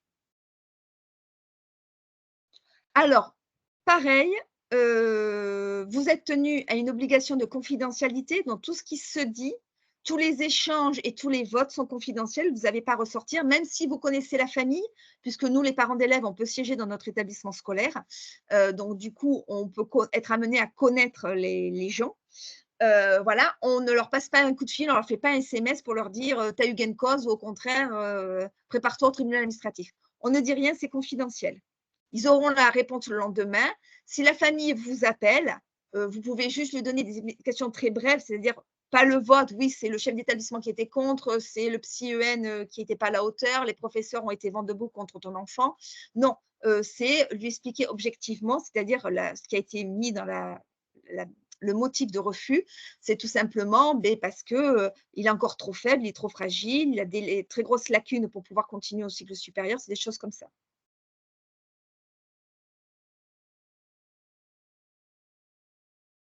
Alors, je vous ai mis le cas particulier des élèves de terminale. Parce que normalement, les élèves de terminale, ils passent leur bac, et puis s'ils ont leur bac, on ne les revoit plus. Et puis, ils vont dans l'affectation que leur a octroyée Parcoursup.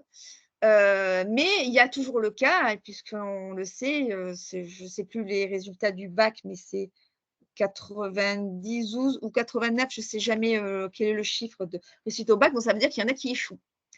Donc, la loi, dont je vous ai mis le texte de loi, le texte plutôt l'article de loi du Code de l'éducation, lorsqu'un enfant échoue au baccalauréat, peu importe le bac, que ce soit un bac général, bac technologique ou bac pro, son établissement d'origine doit le reprendre.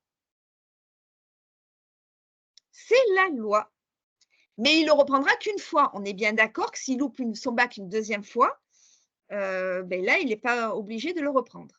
Chaque année, on le voit, notamment pour les élèves qui ont un peu posé problème au niveau de leur comportement ou un peu par leur insolence et tout. Ils ratent leur bac. Donc, généralement, quand ils viennent se réinscrire, ils ont une petite leçon de morale pour leur dire que s'ils avaient été plus attentifs, plus travailleurs, plus assidus, que peut-être ils auraient réussi son baccalauréat. Et à ce moment-là, bien souvent, on leur dit tu sais quoi, c'est pas dit que je vais te reprendre, je ne suis pas obligée de te reprendre, donc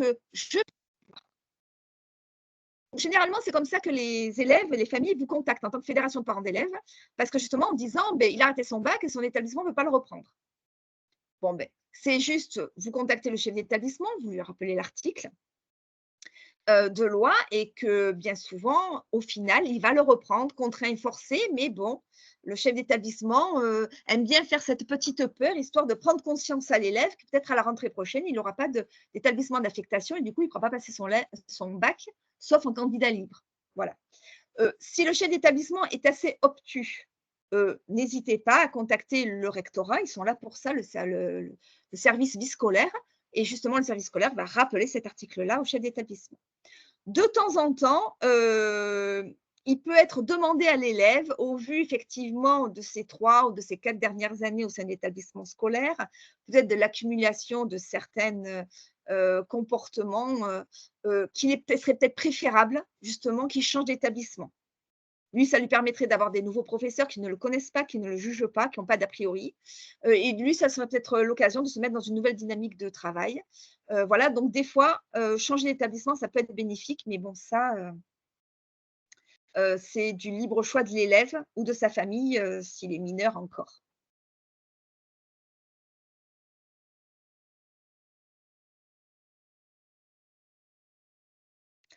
Donc ça, c'est quelques conseils pour préparer les communautés au collège, au lycée.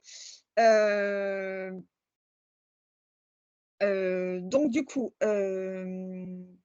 les parents en amont doivent préparer ce qu'ils vont dire lors de leur intervention à la commission.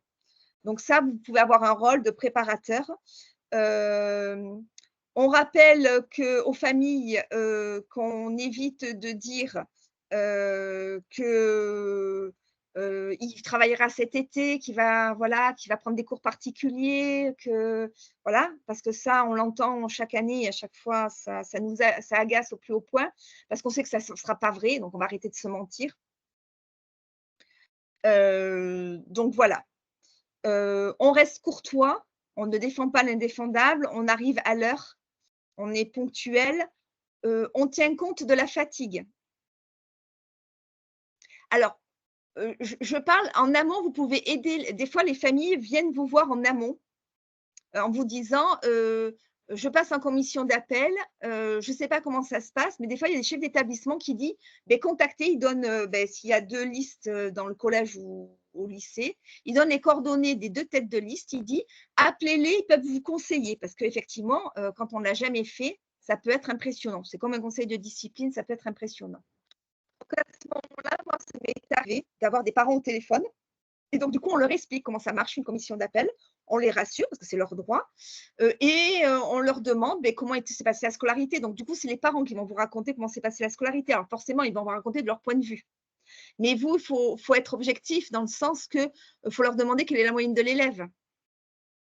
En fonction de la moyenne de l'élève, vous leur dites quels sont les vœux que vous avez définitifs émis. Et donc, du coup, avec eux, trouver le meilleur argument. Vous n'êtes pas là pour leur dire, au vu de votre dossier, ma petite dame, ça va être compliqué. De toute façon, non. Vous essayez. Donc, un élève qui a 7 de moyenne, moi, ça m'est arrivé, hein, un élève qui avait 7 de moyenne, donc je discute avec la famille qui m'explique que la scolarité a été un peu compliquée, qu'elle a eu du mal à se mettre au travail, qu'elle n'a pas compris qu'il y avait un enjeu encore, parce qu'en troisième, il y a déjà un enjeu, mais elle n'a pas compris qu'à la fin de la seconde, il y avait encore un enjeu. Donc, du coup, elle a été un peu dilettante, elle a été un peu… il y a l'adolescence, il y a les hormones, il y a tout ça. Voilà, donc à un moment donné, vous demandez quelles sont ses matières, où elle est forte, où elle est faible. Donc voilà, pour essayer de tirer. Et puis vous demandez la moyenne. Et puis quand vous apercevez que la moyenne, ce n'est pas ça, avec tout ce que vous a dit la famille, vous essayez de trouver un argumentaire en disant bon, alors à ce moment-là, est-ce qu'elle a été malade? Elle a été, je sais pas, elle a une petite phobie scolaire. Est-ce qu'elle a eu un épisode dépressif parce qu'il s'est passé un drame dans votre famille? Voilà, vous cherchez des arguments dans ce sens-là. Et à ce moment-là, vous les mettez en avant, la famille, en disant bon, mettez ça en avant, même si vous savez qu'au fond de vous-même, ça va être compliqué.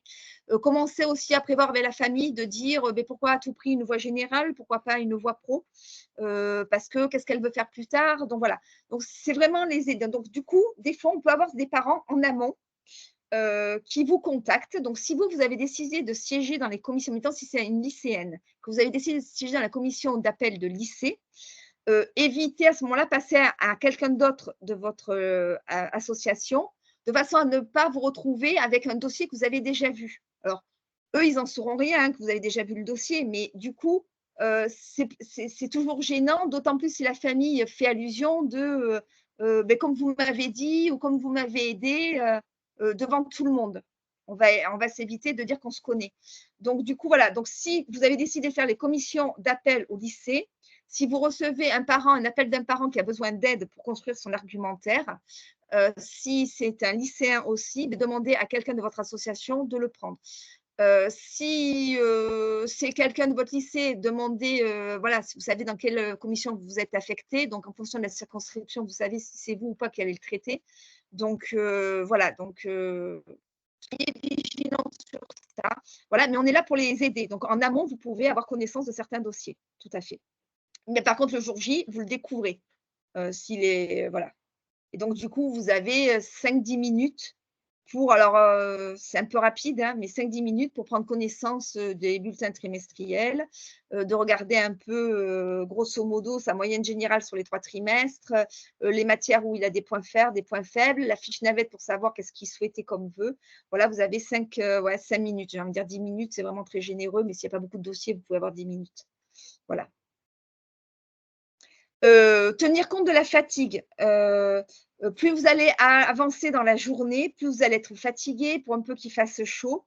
Donc, du coup, il faut en tenir compte dans votre jugement parce que peut-être même à un moment donné, quand ça va être la 10e fois que vous entendez un parent dire « vous inquiétez pas, il va travailler cet été, on va lui donner des cours particuliers », cette phrase va un peu vous agacer.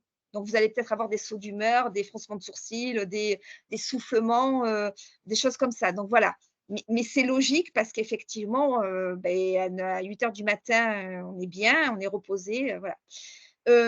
Si d'entrée, vous avez parce que les dossiers sont classés, c'est-à-dire par ordre de convocation, donc c'est totalement arbitraire, hein. Ils n'ont pas fait du cas le plus facile au cas le plus compliqué. Vous pouvez très bien, dès 8h30, avoir un dossier compliqué. Si vous voyez que dans vos débats, entre vous, vous avez du mal à vous mettre d'accord, à vous faire une opinion, n'hésitez pas à mettre le dossier de côté en disant: «On le reverra plus tard». Parce que vous allez avoir d'autres dossiers, du coup, d'autres dossiers plus simples qui vont vous permettre de faire des jugements et du coup de vous donner une ligne de conduite. Alors, quand il y a ces profils-là d'élèves, je suis plutôt pour la famille. Quand on a ce profil-là d'élèves, je me dis que non, il faut garder la décision de conseil de classe. Voilà, donc ça vous permet de voilà. Et si besoin, si vous avez déjà situé sur un dossier, mais que vous semblez qu'à la fin de la journée, finalement, vous avez peut-être été injuste et tout, n'hésitez pas à lever la main et à dire: «Est-ce qu'on peut rouvrir ce dossier-là?» Il y a toujours moyen de revenir sur un dossier. Donc une fois que la commission a statué, ça en fin de compte, ça reset la décision du conseil de classe et donc du coup du chef d'établissement et c'est la commission d'appel, la décision du commission d'appel qui fait foi. Je le redis, si la commission d'appel ne va toujours pas dans le sens des parents, les parents peuvent aller après au tribunal administratif, qui lui, de toute façon, devra statuer. Je vous ai mis 3 sites ressources, enfin, compte, c'est le code de l'éducation, c'est Légifrance, enfin, c'est des choses sur lesquelles, s'appuient, justement les commissions d'appel, pour statuer parce que c'est du droit. C'est avant tout du droit. C'est pour ça que c'est très procédure les procédures sont très carrées et qu'on vérifie tout. Je suppose qu'il y a des questions, si j'étais super, claire et limpide. Il y a eu Après, il faut quelques se jeter, hein. questions. Non, non, mais pas énormément quand même, hein. Hem, alors je vais peut-être les reprendre, ça sera plus facile. Il y a quelqu'un qui demande à nouveau une précision, c'est comment on sait qu'il y a des commissions d'appel? Donc, Alors, c'est l'inspection académique qui contacte normalement l'association départementale, de votre département, l'association départementale PEP, FCPE, voilà. Donc du coup, normalement, il faut bon, bien sûr, il faut que vous ayez une association départementale, mais surtout, il faut que l'inspection, académique ait des coordonnées. Parce qu'il se peut que dans certains, départements, il n'y ait plus d'association départementale, mais on peut, si à ce moment-là, la PEP a pu très bien transmettre je veux dire les coordonnées de l'union académique, voilà et qui pourra à ce moment-là pallier le fait qu'il n'y ait pas d'association départementale. L'inspection académique écrit aux associations, alors les associations, c'est la PEP et la FCPE, parce que c'est des associations nationales, écrivent et leur dit voilà le planning. Donc, du coup, généralement, c'est un fichier Excel où vous avez les différentes commissions, donc les commissions d'appel de troisième, les commissions d'appel de seconde, les commissions d'appel et de recours pour tous les autres niveaux, vous disent tel jour, telle heure et à tel endroit. Donc, du coup, vous avez différentes. Donc, du coup, vos parents vous, en tant que président d'une association départementale ou président d'une union académique, si ce n'est pas le cas, vous devez redescendre ce fichier Excel à vos présidents d'APE, PEP de votre département pour qu'eux, ils puissent trouver des parents, alors soit eux-mêmes, soit des autres adhérents PEP, qui sont disponibles ce jour-là pour faire ces commissions-là. Moi, je dis toujours, c'est pour ça qu'on a fait une formation, je dis toujours que il faut que ses parents soient formés de façon à ce qu'ils sachent un peu où mettre les pieds et qu'ils connaissent leurs droits et leurs devoirs. Parce qu'à un moment donné, s'il y a des vices de forme, des choses comme ça, il faut qu'ils puissent les déceler pour justement que ça soit en faveur de la famille et non l'institution qui couvre des manquements. Alors, les commissions d'appel, c'est sur le département et ça marche par district ou par circonscription. Donc effectivement, ça peut être un peu de partout. C'est-à-dire plus vous avez un département, j'ai envie de dire large, plus effectivement vous pouvez être amené, à faire des kilomètres. Donc si vous avez des associations un peu partout sur votre territoire, beh, chacun peut se répartir parce que généralement les parents siègent dans les commissions qui sont le plus proches d'eux, ce qui est logique. Et puis, il y a certaines associations qui ne remboursent pas les frais kilométriques et tout parce qu'elles n'ont pas de sous ni quoi que ce soit. Donc, effectivement, c'est toujours compliqué. Et puis, il y en a d'autres qui aiment bien crapahuter. Voilà, moi, par exemple, j'ai tendance à faire les commissions que personne ne veut faire parce que c'est les plus éloignés. Moi, je suis dans les Bouches-du-Rhône. Donc, entre Marseille et Arles, vous avez 1 heure et demie de voiture. Parce que c'est les 2 bouts. Mais il y a des circonscriptions dans ces 2 bouts. Donc, généralement, je prends celle que personne ne veut faire parce que moi, ça ne me gêne pas de faire de la route. Voilà. Bon, après, c'est chacun qui voit midi à 14h. Donc, c'est le département qui vous donne, effectivement, vous pouvez vous retrouver un peu éparpillé sur le département. Il y a certains départements plus ruraux, plus montagnards. Par exemple, sur Gap, les commissions d'appel se font tous à l'inspection académique. C'est-à-dire tous les dossiers sont groupés au seul endroit, donc on siège tous à l'inspection académique. Voilà, on n'a pas besoin d'aller crapahuter dans certaines circonscriptions, c'est tout le monde sur Gap. Alors, autre point, remarque, question. Je me suis inscrit dans une commission d'appel. Est-ce Bien. que je peux quand même accompagner les familles en amont pour la préparation du dossier? Oui. Comment connaître les élèves concernés? Est-ce que c'est aux familles de contacter les représentants des parents d'élèves pour les accompagner? Alors oui, en amont, vous pouvez, ce que je disais, accompagner les familles, déjà leur expliquer comment ça marche et les aider à créer un argumentaire cohérent. Vous ne pouvez pas savoir quelles sont les familles qui font appel. En fin de compte, c'est les familles qui vont vous contacter.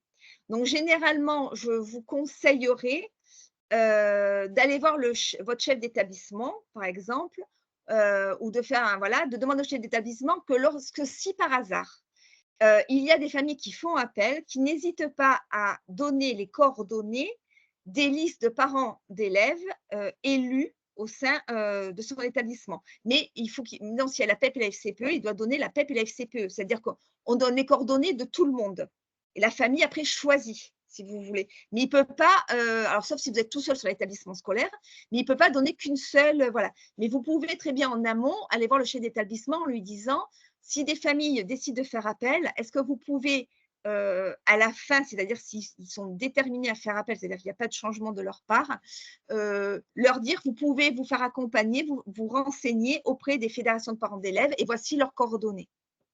Ça peut très bien être fait. Mais vous ne pouvez pas aller voir le chef d'établissement en disant: «Est-ce qu'on a des familles qui font appel? Si oui, lesquelles?» et voilà, et avoir leur nom. Ça, c'est interdit. Alors, comment se préparer? Parce que tu as dit qu'il fallait se préparer si on a le dossier ou les dossiers que le jour J, puisqu'on ne les connaît pas à l'avance. Eh beh, c'est comme ça, vous attendre, à avoir des situations complexes, des situations simples, heu, voilà, à apprendre à lire vite, en diagonale, j'ai envie de dire. Bon, les premiers dossiers, généralement, on les regarde bien, on lit tout, on fait, et puis après on apprend à regarder les points, donc généralement, la petite astuce, par exemple, vous prenez le bulletin du 3e trimestre où sont marquées toutes les moyennes. Donc comme ça, vous avez la moyenne générale et la moyenne par matière et vous avez les petites flèches s'il a monté, s'il est descendu. Donc du coup, ça vous permet d'avoir, l'année scolaire sur un seul bulletin. Dans le 3e trimestre, le bulletin de 3e trimestre ou le bulletin de 2e semestre, j'ai envie de dire, c'est toi qu'il faut regarder. Voilà. Après, vous pouvez regarder un peu les appréciations pour voir, ce qui revient souvent. Travailleur, bavard, problème de comportement, enfin voilà, fait des efforts, des choses comme ça. Et puis après, ce qu'il faut regarder aussi, c'est, les absents, l'absentéisme. C'est-à-dire, vous voyez combien il a loupé de demi-journées, alors qu'elles soient justifiées ou pas justifiées, c'est pas ça la question. C'est combien il lui manque de demi-journées, combien ça fait d'heures de cours. C'est ça qu'il faut regarder, ça c'est toujours aussi sur le bulletin. Donc, regardez ça parce que ça peut vous permettre, quand il y a beaucoup d'absentéisme, de vous dire qu'il y a peut-être un problème médical ou un problème de phobie scolaire ou un problème de harcèlement. Il y a peut-être quelque chose qui est derrière qui fait. Donc, du coup, ça, c'est des questions que vous pouvez poser à la famille. Pourquoi il y a autant d'absentéisme? Voilà. Mais c'est vrai que les premiers temps, et on ne va pas se leurrer, c'est comme le premier conseil de classe. Je pense qu'on se souviendra tous de son premier conseil de classe où on fait un peu plante verte parce que les profs, ils ont tellement l'habitude. Donc, du coup, ils vont très vite. Vous n'avez pas le temps de noter. En fin de compte, ils sont déjà passés au 2e cas que vous n'avez toujours pas noté le premier cas. Et donc, du coup, c'est un entraînement. Voilà. Pendant que les parents ou le professeur principal vous explique la situation, rien ne vous empêche, le dossier, vous l'avez sous les yeux. Donc, du coup, de relire de prendre lecture des choses comme ça aussi pendant qu'il explique. Enfin, j'ose espérer que vous êtes capable de faire deux choses à la fois, c'est-à-dire entendre ce que vous raconte la personne qui est en train d'être auditionnée et vous en même temps de lire. Voilà. Voilà. Je Alors, ne une ferai question. aucune allusion sur peut-être ce qui arrive dans les têtes de certaines personnes concernant faire deux choses à la fois. Si je ne me trompe pas, il y Oui. a un nombre pair dans la commission. En 10. principe, il y a un nombre pair. Que se passe-t-il en cas d'égalité des votes? Et bien, comme de partout dans beaucoup de règlements intérieurs j'ai envie de dire, et de statuts, c'est la voix du président qui compte double. Eh oui. Alors, question plus générale, les webinaires se retrouvent-ils sur le centre de ressources avec le PowerPoint? Tu Alors l'as le dit au PowerPoint début, mais comme il y en a qui sur sont arrivés un peu en voilà, le retard. PowerPoint, le diaporama est disponible sur le centre ressources. Le webinaire sera disponible sur la chaîne YouTube. Mais en fin de compte, il me semble, alors je ne sais pas trop si à chaque fois qu'il y a le PowerPoint, on vous met le lien en cliquant, ça vous renvoie directement sur la chaîne YouTube Oui, oui, oui, il y a le lien. voilà, il y a le lien. Voilà. Mais sinon, sur la chaîne YouTube Action PEP de la fédération, vous retrouvez tous nos webinaires qui sont en accès libre.